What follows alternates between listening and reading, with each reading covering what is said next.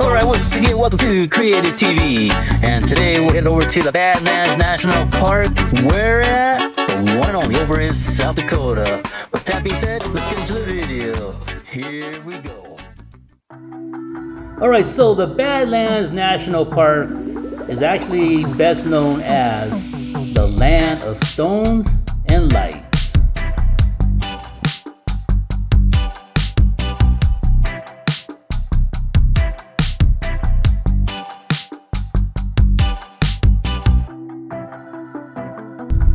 Alright, so we finally made it to the Badlands Overlook. The rugged beauty of the Badlands draws visitors from around the world. These striking geologic deposits contain of the world's richest fossil beds. Ancient horses and rhinos once roamed the area. The park's 244,000 acres protect an expanse of mixed grass prairies where bison, bighorn sheep, prairie dogs, and black-footed ferrets they live in the park today.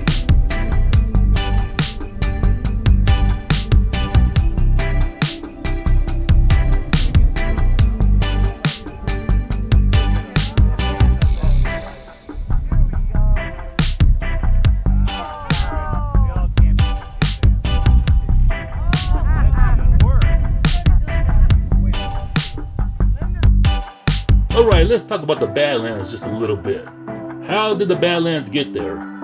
Why do they look like that? The formations in Badlands National Park and Badlands Formation around the world are the end product of two simple processes: disposition and erosion. Disposition is the process of rocks gradually building up over the course of millions of years. The layered rocks in the Badlands were slowly stacked on top of each other like a layered cake. These rocks were deposited by a number of natural forces, which range from shallow inland seas to rivers to winds.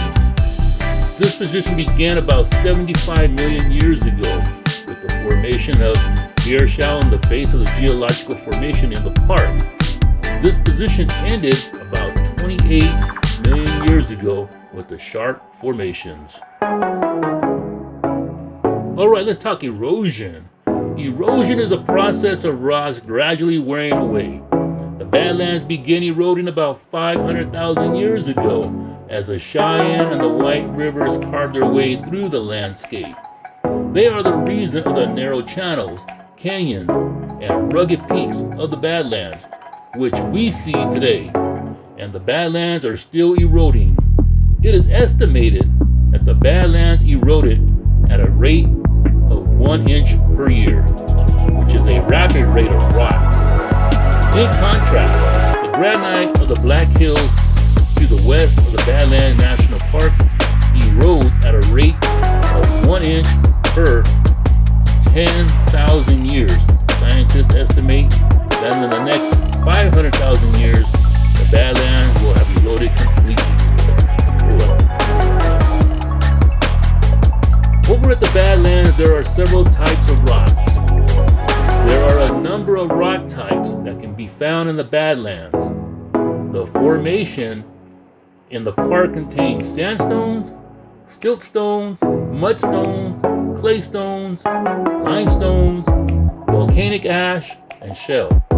These rock types come from a number of different sources. For example, many of the sandstones found in the Badlands are the remains of ancient river channels. The occasional limestone lenses found in the park come from calcium-rich groundwater flowing through the ancient lakes and participating out of calcium carbonate, otherwise known as limestone.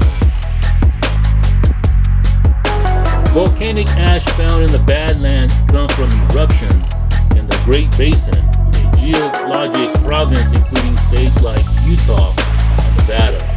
Most of the ash was washed into the sea along with eroded sediment from the Black Hills, making many of the rock layers an ash sediment mixture, which often consists of 50% ash, 50% eroded sediment. There is only one layer of pure volcanic ash called the Rocky Ford ash, still in the park to this very day. Alright, once again, thanks for visiting Creative TV. And don't forget to hit that subscribe and like button. We'll see you back in the next video.